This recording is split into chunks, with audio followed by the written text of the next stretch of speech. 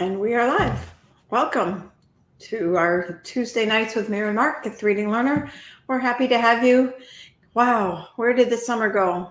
For those of you in our area and a number of areas in the southeast, school started this week, or it starts this week, and we wish everyone all the best. Have a fabulous year, and I hope that you'll either see us tonight or see this. I'm recording about how to be able to have an outrageously successful school year with strength-based parenting. And I obviously am emphasizing outrageous because that's the way Mark and I talk about this with parents and with kids, about having kids be outrageously successful. And we also talk about strength-based parenting. Absolutely. Because one of the things that differentiates us, we focus on kids' strengths while identifying and addressing their challenges. Absolutely. So, in case you missed, I'm Mira Halpert, director and founder of 3D Learner. And I'm Mark Halpert, director of 3D Learner. We're glad to have you with us tonight, or as the recap. Go ahead. Okay, so what we'll start with tonight is the challenges. This is going to be the 2022-2023 school year is likely to be one of the most challenging years in history. Students are further behind in comprehension.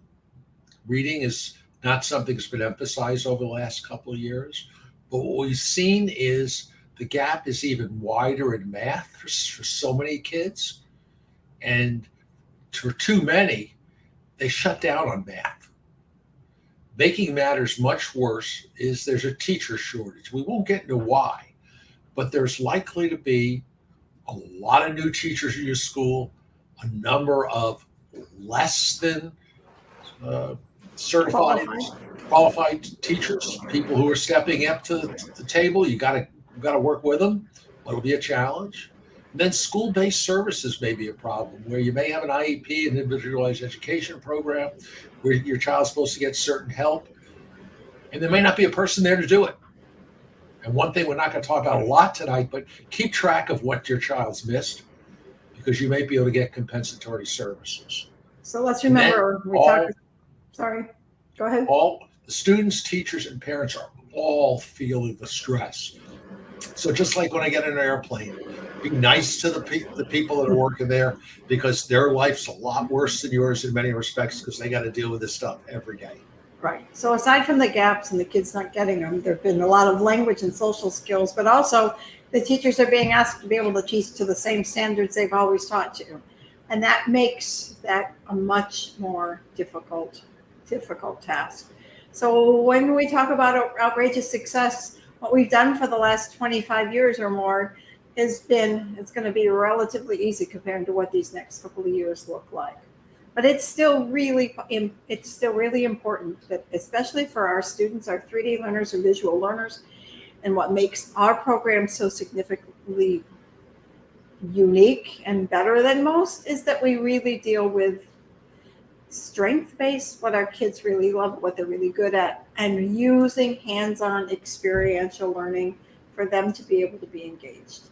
Have you noticed how when your child is engaged, they're ready to do it for longer times, and we want to be able to make that happen for them. They have to be engaged in the learning process, and honestly, if you listen to them, they will tell you what they need. And quite honestly, we've spoken to a lot of kids in the last few weeks, especially getting ready, and of course they're like, oh, why can't we come here instead of doing school? And of course it warms my heart, but partly what they're saying, as I've told a couple of the moms that I've talked to this week, it's like they're telling you what they want, what they need, not what they want, but what they need. They want to learn. Our kids definitely want to be able to learn, but they want to be able to learn the way they learn best. And sometimes they can't put that into words. So when you're getting your child assessed, we need to make sure that you're assessing the whole child, not just what you think as far as reading and math skills. We need to be able to make sure that we're testing their motor skills, their vision, their hearing, their processing, what they're eating, what they're sleeping, all the kinds of things that makes our kids are whole human beings, and we need to teach them that way. And most importantly, their social, emotional, and certainly anxiety. Everybody, as Mark said, everybody's stressed, and that stress comes out partially because everybody's so anxious and everybody's so nervous. Everybody wants, like, let's go on the, people want to do the right thing. So let's help everybody do that. We also need to make sure, sometimes the schools can only handle so much. What we found at 3D Learner is that we needed to be able to have we created an integrated program that addresses that whole child. Their academics, their executive function, their visual and auditory processing. Anxiety is the piece that goes all the way around all of that, their self-esteem and advocacy. I can't tell you how many times we've had this conversation with parents that teachers have told them, if your child would just learn to advocate for themselves. Oh, we could probably have a whole night on that, Mark, about how hard that is for these kids to be able to do. The words, the thoughts, being able to get it together, being able to try and say it the right ways, because they don't want to hurt people's feelings. It's just hard. So being able to have you be the parent that truly listens. We talked a little bit last week about making sure that you listen to your child. Don't always try and fix, because believe it or not, they have many, many ideas about how things could work for them. One thing to add that makes it different, a lot of times when they go to school meetings, parents go to meetings without the child, and the schools say, well, we don't usually involve this student when they're in 5th grade or 6th grade. We may wait till 8th or 9th. We've actually started with kids in 2nd grade, because very often what happens is in the meetings, they actually hear what's going on. You can actually ask them, and they'll actually give you their perception of reality, which is sometimes very different than what you might hear otherwise. And it also is very empowering to a child to know that they're part of the solution, not just hearing about it later. Absolutely. My mom, or dad, why did you tell them that I needed this or I needed that? That doesn't help me. And then, of course, you ask them, well, what? And it's amazing what they can. So, float the idea with your child, but certainly with your ESC specialist about having your child attend. Maybe they don't come for the whole meeting, but please include them. That's true. From 2nd grade on, we've talked about it, but certainly from 3rd grade above, there's no reason for them not to be included in this process. And especially in the process about what outrageous success looks like. I know as parents and grandparents, we have ideas in our head about what we think success looks like, but we need to be able to make sure that your kids are included in that dynamic. We'll talk a little bit, I think, next week about setting goals, but the point really is just the mindset has to be first and foremost from you, that then sets the tone, that your kids then have that positive mindset about what possibilities could be. And we're talking about every aspect. We're talking about the whole child, and we're talking about every aspect of their child. It's not just about school, and it's not just about academics. It's about them being happy. It's about their activities that they want to get better at, that they think that is outside of school. So often, that's the kudos that gets the fire going, that makes it possible for them to be able to get through a day that's so very difficult for them. So whether it's music, whether it's art, whether it's acting, whether it's sports, whatever that happens to be, make sure that you have a goal for that too, because no matter what, all of us can get better. Even though there are strengths, we can always get better at that, and that we need a goal for too. So that, and also being able to make sure that you can somehow visually measure what that looks like when kids are better. And by the way, for kids, it's incredibly helpful when you tell a child that a program can actually help them with their baseball or their dance or their swimming or their martial arts, because that's what really excites them. And the nice thing about what 3D Learner does, when you improve a kid's attention and their visual processing, their ability to handle stress, all of a sudden they can become a better baseball player, a better dancer, which fundamentally changes their self-esteem and makes our program that much more interesting to them, because they can see a benefit to them that's really important. All right, so we've talked a little bit about making sure your child is there, being nice and being supportive. This word collaborate with the school is vital. If the school, and I mean everyone at the school, from the principal to the teacher to the assistant, sees you as part of the solution, that you're collaborating to work together, that you take part of that load. I know as a parent and been frustrated inside and on more countless group meetings that we expected the teacher to have to do these things. Well, if you take part of that load and that work together, work out a communication system that works for you and for your teacher. I know we'd love to be able to have, and there are a few teachers that will respond every day, but that's kind of unrealistic. They have families and lives too. But just make sure that you're just completely supportive and collaborative, and knowing that some days are better than others, and we sometimes have often. It's like kind of sounds trite to say that, but these next few weeks at the beginning of school, it's going to be rough for everyone. Everybody's, it's just Stressed. it's just the way it is. So obviously we've talked a lot about igniting a love for learning is part of what we do, and part of recognizing and igniting that love for learning for the kids. I think that I'm not sure they've associated learning with fun so much. So they don't associate reading with fun. But when that process becomes whatever you're going to call it, fun, and they are successful at it, all of a sudden that's something that they want to be able to do. So the combination of our staff, our process, the mindset, you as parents, we attract, we can make a huge difference. So yes, you can achieve One of the that. things to understand about 3D Learner that makes a huge difference is we did this for our daughter. That's what the catalyst for the program. And our daughter turned out to be a right brain visual or kinesthetic learner. You can use any of those terms. But one of the real benefits she had was a mother who was a visual learner, kinesthetic learner.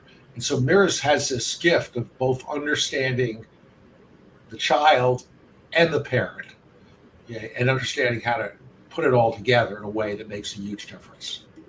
And I will tell you that maybe that over the years and the thousands of kids and parents that we have helped, I used to think that it was the parent that didn't think like this child that had the most difficulty. Honestly, for those of us that actually seem to think that we think like our kids, sometimes that can be difficult because we're visual learners and we have a picture in our head about the way we think it should be. And, we hear them say all the time, well, our kids are really stubborn. And it's like, okay, well, what is their picture? What is your picture? Are they colliding? And sort of being open to that picture. And sometimes parents, we have to be the one that changes our pictures to be able to help our kids because they just see it a different way. We'll talk about this in another presentation. I'm a recovering screamaholic. I know how frustrating it is. I used to have a full head of hair. I used to scream, and as my son, who now has 3 kids, says, "Dad, how did you learn how to stay calm?" Experience. So very often, when we go to school meetings or when people talk about other programs, they talk about success being, maybe you'll improve reading by a year. And schools will often say, you can't expect your child who's got maybe a disability or some other problems to make more than a year's gain. At the event that was the catalyst for this meeting, that's exactly what the guidance counselor told me. And our daughter wound up making 4.2 years gains in the next 7 months. So the truth of the matter is, a lot more is possible. And a lot of time when people have especially working memory or processing, it's called executive function, people think that combinations is the answer. Combinations we're all for, but they're not the answer. They're just part of the answer. Okay. And, people look at it and they say, you're trying to get better results, but how much? Our question is how much better? Now, in our realm, we often talk about, even with second graders, we've had second graders make 2-year gains in 4 months, and actually one make 3-year gains in 7 months. Okay, so it's very possible for a lot of the students, and we even had third graders who were reading at kindergarten level make 2 years gain in 4 months. So it's very possible. And it's the love for learning. It's really important to what we do. Okay, and when we get down to executive function, okay, it's that these skills can actually all be dramatically improved. The kid can we very often have kids whose IQ is up here and their working memory or processing speeds down here. And as I was talking to one young man yesterday, I said, if you improve your working memory, your processing speed, you could probably improve your IQ by 15 points. And all of a sudden, he woke up and went, "Hold! What did you say?" And all of a sudden, it changed the dynamics because you realize that those 20-pound weights that have been hanging around his feet with poor working memory and processing speed weren't permanent. They weren't a permanent problem. They could actually be improved. And the other thing is success is becoming a much better baseball player or skateboarder or dancer or martial arts person. We've had kids actually win college scholarships because they got better in academics and in sports at the same time.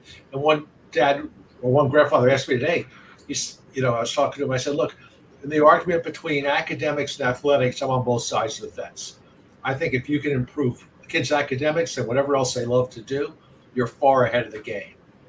It's that brain-body connection, no matter what. And the truth is that you need to be able to work both. And we were talking to some parents just last night about how kids have been made to still today are asked to be able to get up to do something that's really difficult in their class.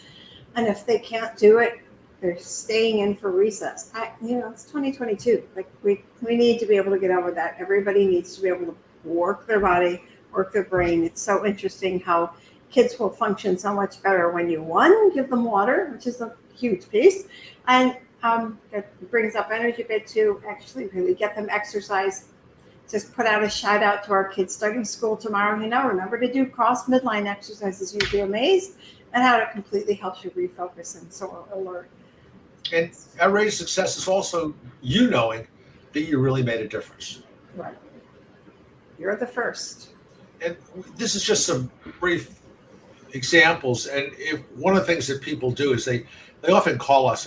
We offer a free consult, and we can talk about a student that's more like your student than one of these four might be. But some of the examples are, we got a kid who'd been through 2 years of dyslexia training. Not that all of our kids are dyslexic, probably about a third of them are. And she was still at the kindergarten level in comprehension. And she was able to make 2-year gains in 4 months and 3-year gain in 7 months. But what was even better is she read 23 chapter books in that time. She loved reading. She went from one of the struggling students in her dance class to a star role because she had it all together.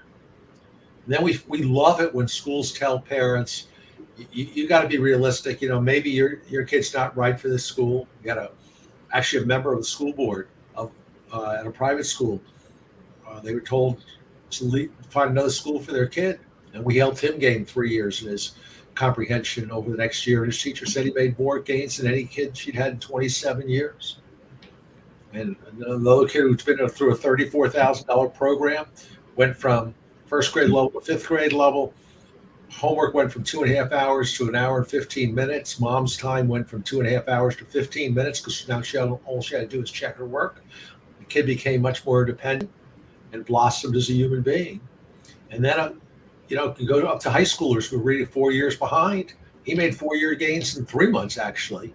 And he took his reading speed from 200 to 360 words a minute and wound up getting college scholarships. So it doesn't matter whether your kid's in kindergarten or 12th grade or even beyond. The time to act is now. You can't go back. We wish we could have gone back to 2nd grade with our daughter. We really didn't nail it till 11th grade. It doesn't matter when you nail it. It matters that you nail it. That you nailed it. So what's the theme that we've had from last week with all these different weeks this week and this week about Righteous Success? It starts with a mindset, right? And it sounds okay. So from us visual people, it starts with our picture being a positive picture, right? It doesn't mean that we need to be able to, my kid is going to go to the highest Ivy League. No, this is, what is it that is realistic?